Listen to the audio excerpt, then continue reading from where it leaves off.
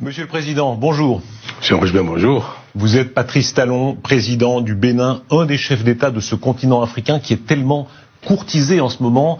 Visite du président Macron, visite du ministre russe Lavrov, visite du ministre chinois. Est-ce qu'il y a, en raison de la guerre, un moment africain ? Peut-être, on peut le dire, ce moment est actuel, peut-être que c'est un moment africain. Cela a été flatteur pour nous, plutôt. On a entendu sur votre sol la première grande charge du président Macron contre la Russie, quand il a dit la Russie est l'une des dernières puissances impériales coloniales. Est-ce qu'il a raison ? Je ne saurais le dire, c'est pas mon analyse des choses. Ce qui me préoccupe, qui préoccupe le Bénin, c'est la guerre en Ukraine. Et cette guerre, elle est malheureuse. La Russie est un ami du Bénin de vieille date. Et malgré l'intervention de la Russie en Ukraine, la Russie demeure un ami du Bénin. Mais c'est pas parce que nous sommes des amis, des peuples amis, qu'il faut se garder de ne pas condamner ce que fait la Russie en Ukraine. Cela veut dire que vous le condamnez entièrement ? Ah, tout à fait. Le Bénin condamne, parce que l'usage de la force n'est pas à promouvoir. Cela est dangereux, parce que si on banalise ce fait-là, où on exprime une neutralité, ce serait une façon de promouvoir l'usage de la force pour régler les conflits internationaux.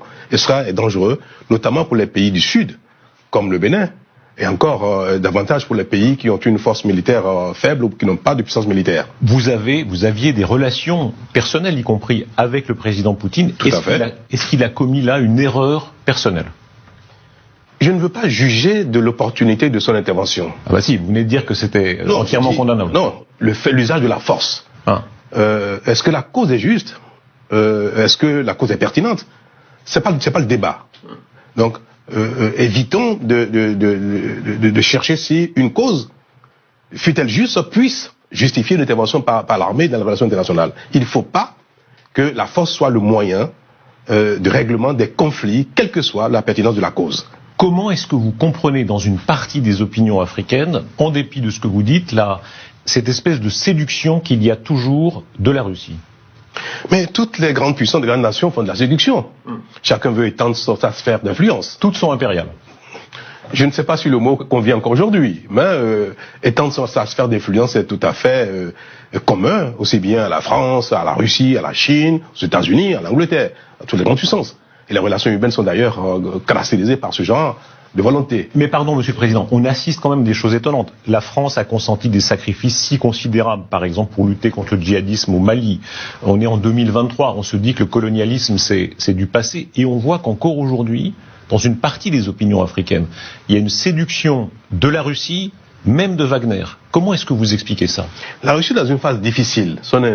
L'invasion de la Russie, c'est-à-dire la guerre que la Russie mène à l'Ukraine, l'oblige à se justifier et à étendre son cercle d'amis. Donc c'est normal que dans cette phase actuelle, elle soit plus active en termes de séduction.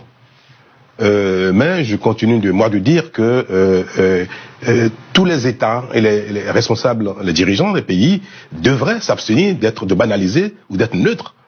Parce qu'on peut avoir un ami, et quand l'ami fait quelque chose qui est préjudiciable pour l'ensemble de l'humanité, il faut le dire, l'usage de la force n'est pas souhaitable. Parce que si ça devient une banalité, et tout le monde le fera, ce sera dangereux en tout cas pour les pays comme les nôtres. Sur notre antenne, le ministre des Armées, M. Lecornu, a dit que Wagner considère désormais la France comme ennemi numéro 1, et d'une certaine manière, il appelait à l'aide les Africains. Est-ce que vous êtes prêt à aider la France à lutter contre Wagner ?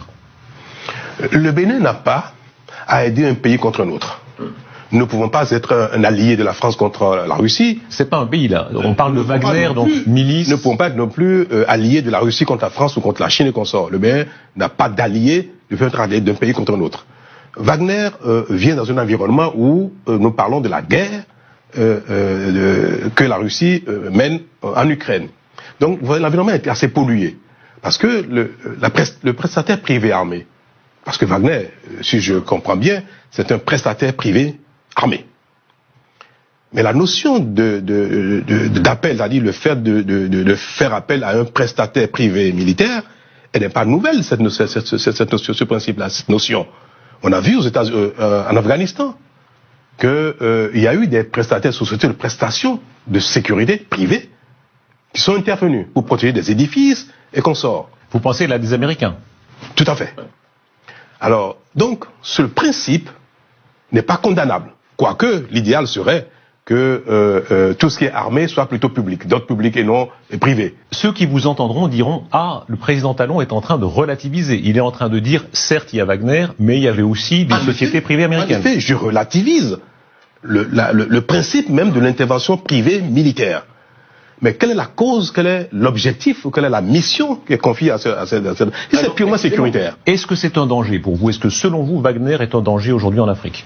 Si la mission de Wagner est purement sécuritaire, au service d'un pays qui est en proie à l'insécurité, au djihadisme, et qui n'a pas les moyens humains, techniques, n'a pas les hommes qu'il faut aguerris, entraînés qu'il faut, que ces pays-là fassent appel à un prestataire privé, sur le principe, c'est pas condamnable, pour moi. Mais pardon, Monsieur le Président, on vous sent très prudent. Vous comprenez j'ai pas l'habitude d'être prudent. Mais par contre... je termine ma question. Pour les opinions occidentales, généralement, Wagner, c'est un groupe criminel majeur à abattre, voilà. Vous avez l'air si c'est le cas, oui. Vous avez l'air de dire que vous comprenez que certains gouvernements africains recourent à Wagner pour leur sécurité. Recours à un prestataire privé, armé. Maintenant, si le recours n'a pas d'autre objectif que le soutien pour une cause sécuritaire, alors là, c'est condamnable. Donc, si Wagner intervient dans ces pays, pas pour apporter une prestation purement sécuritaire et que ça doit servir un régime pour des exactions et consorts, cela est condamnable et est condamné. On sent... Il faut bien faire la différence entre les deux choses, oui. Est-ce que l'affaire libyenne pèse encore sur les esprits? Le fait que la chute de Kadhafi, à laquelle la France n'est pas étrangère, pour employer un euphémisme, est-ce que c'est encore présent dans les élites africaines et pas seulement? Les faits, la situation sécuritaire aujourd'hui en Afrique empêche qu'on nettoie le passé. L'Afrique est confrontée à un problème sécuritaire grave. Des armes circulent. Et on sait très bien que l'explosion de la Libye a été un facteur déterminant. Alors, la Libye a explosé à la suite de la chute de Kadhafi. Donc, dans le quotidien des Africains aujourd'hui, où on voit des armes circuler, des armes de guerre circuler librement et aisément au détriment de la paix et de la sécurité des uns des autres, comment on peut faire abstraction de ce que l'origine, l'un des facteurs déterminants de cette situation est la chute de l'explosion de la Libye, donc la chute de Kadhafi. Vous me disiez, pardon, il y a presque une idée de faute originelle dans leur point de vue. C'est-à-dire, voilà, la chute de Kadhafi a amené tant de problèmes et c'est la responsabilité des Occidentaux. Vous savez, la fin justifie les moyens. Ce qui se passe aujourd'hui peut être mis en balance avec ce que Kadhafi était, savoir si la chute d'un monsieur, malgré tout ce qu'on peut le reprocher, et ce qui a donc entraîné l'explosion de la Libye, est-ce que, aujourd'hui, quand on voit ce qui se passe comme drame en Afrique, qu'est-ce qu'il fallait faire, qu'est-ce qu'il fallait pas faire? S'il fallait regarder dans une boule, dans la boule de cristal, s'il fallait jeter les oracles, on dirait, oh là là, si l'Afrique, si la zone doit être aussi insécure, il n'aurait pas fallu toucher à Kadhafi. En substance, beaucoup d'Africains pensent mieux valait Kadhafi que la situation présente. Vous savez, le monde va, heureusement, malheureusement, ainsi, avec les constances du jour pour déterminer l'action du jour. Si on devrait savoir l'avenir, combien de choses on ne ferait pas, et combien de choses on ferait. Et pourtant, le poids de l'histoire. On est ici, rue du Faubourg Saint-Honoré, 2 rues plus loin, à droite, il y avait le bureau de Jacques Foccart. Vous y êtes déjà allé, c'était le centre de l'Empire. Je n'ai pas eu le privilège d'aller dans son bureau. Est-ce que ce passif colonial pèse encore? Vous savez, les temps ont beaucoup changé, il faut l'avouer et il faut le reconnaître. Il subsiste encore beaucoup de fantasmes entre les relations, au titre des relations entre l'Afrique et la France. Et la tournée actuelle du président Macron et son discours avant sa tournée tombent bien parce que ça clarifie un peu les choses. Nos populations ont encore beaucoup l'impression que la France a beaucoup d'intérêt, ou l'État français a encore beaucoup d'intérêt en Afrique, et qu'elle tente à les défendre coûte que coûte. Il faut avouer que la situation n'est plus exactement pareille qu'il y a quelques décennies. Les choses ont beaucoup changé. Et il faut que nous ayons le temps ou l'occasion, les autorités françaises ainsi que les dirigeants africains, de l'expliquer pour tuer ces fantasmes-là qui polluent la relation entre les deux peuples et au sein de l'Afrique. Et pourtant, on en voit des manifestations de cette sensibilité aujourd'hui. La scène entre le président Tshisekedi et le président Macron, quand en substance le président Tshisekedi rappelle que M. Le Drian a parlé d'un compromis à l'africaine, et que, selon lui, ça a été choquant. Le président Macron dit non, ça n'était pas du mépris. Qui a raison? Mais il a raison, le président Tshisekedi, parce que les propos de Drian, le Drian à l'époque étaient malvenus, étaient plutôt, comment je vais dire ça, je cherche le mot pour qualifier le juste mot. Maladroit. C'était maladroit, tout à fait. C'était maladroit. La tournée du président Macron, il y a eu ces scènes extrêmement frappantes où il est, n'est-ce pas, dans une banlieue de Kinshasa, acclamé. Qu'est-ce que ça représente dans l'évolution du rapport entre la France et l'Afrique? Ça montre bien qu'il y a une partie de la population africaine qui évolue, qui n'est pas accrochée au passé. Ce qui est d'ailleurs un handicap pour le développement, quand on passe son temps à ressasser le passé. Et le président Macron est un président jeune, qui dit les choses telles qu'il est sent. Il a vécu en Afrique, ça change. Tout à fait, il a vécu au Nigeria. Donc il a un esprit assez ouvert, il est jeune, c'est un avantage pour voir les choses différemment. Et cela, beaucoup d'Africains l'apprécient. Maintenant, il est nécessaire que la France affiche davantage son sentiment d'égalité avec les pays africains et que ce sentiment passé de paternalisme soit totalement effacé. Il y a encore du paternalisme. Beaucoup de nos compatriotes, de nos Africains, perçoivent encore certains propos, certains faits, comme du paternalisme. Il faut faire l'effort de les gommer. Qui était le plus africain des présidents français? Dans quel sens? Le plus paternaliste ou le plus progressiste pour l'Afrique ou le plus... Qui comprenait le mieux l'Afrique? Dans quel sens? Alors non, là vous jouez là. Là vous faites le jésuite. Le plus près. Allez, on a quelques images, pardon, évidemment, De Gaulle, Chirac, Mitterrand avec quand il allait en Afrique, et aujourd'hui le président Macron, mais aussi le président Sarkozy. Moi je dirais que la question devrait être qui est le président français qui a davantage œuvré pour une coopération de développement plus active, plus visible et plus concrète. Qui alors? Mais chacun fait un peu sa part du job. Vous êtes excessivement prudent. La démographie africaine, elle est tellement forte. La démographie européenne, faible. Est-ce qu'il y a une logique historique à ce que, notamment pour payer les retraites, simplement ça, d'une génération à venir, des Africains, que cela plaise ou non, que politiquement ce soit apprécié ou non, un mouvement migratoire vers l'Europe? Il ne faut pas que les migrations ou la nécessité de combler le déficit démographique en Occident, en Europe, conditionne les politiques africaines en termes de développement, en termes de démographie. Nous sommes confrontés aujourd'hui à un drame. Le taux de croissance de la démographie est trop élevé et en décalage avec notre capacité à investir dans l'infrastructure, d'éducation, de santé, la création d'emplois. Oui, vous êtes pour restreindre la démographie. Donc il faut impérativement contrôler ce taux de progression de la démographie, donc contrôler les naissances. Mais Monsieur le Président, vous savez très bien, en place. De toute éternité, on a essayé, on peut très peu jouer en réalité sur la démographie. Si. Beaucoup de pays y sont parvenus. Et il faut trouver les moyens d'inciter au contrôle des naissances, et même de trouver des moyens coercitifs un peu pour que l'explosion qu'on observe, le taux qu'on observe ne se perdure pas. Sinon, l'Afrique se portera très mal. Cependant, pardon, vous n'avez pas répondu sur la question, disons, du transfert. Quand les Allemands, des patrons allemands disent, voilà, on a pris 1 million de Syriens, et ils le disent parfois très cyniquement, parce que ce million de Syriens aideront à payer les retraites des Allemands dans 30 ans. Est-ce que ce calcul vaut pour les Africains en Europe? Nous n'allons pas développer notre politique de développement sur ce besoin de l'Occident d'avoir des immigrés pour combler le déficit de population démographique. Il faut que les dirigeants africains que nous sommes, nous œuvrons pour le bien-être de nos concitoyens aujourd'hui et demain.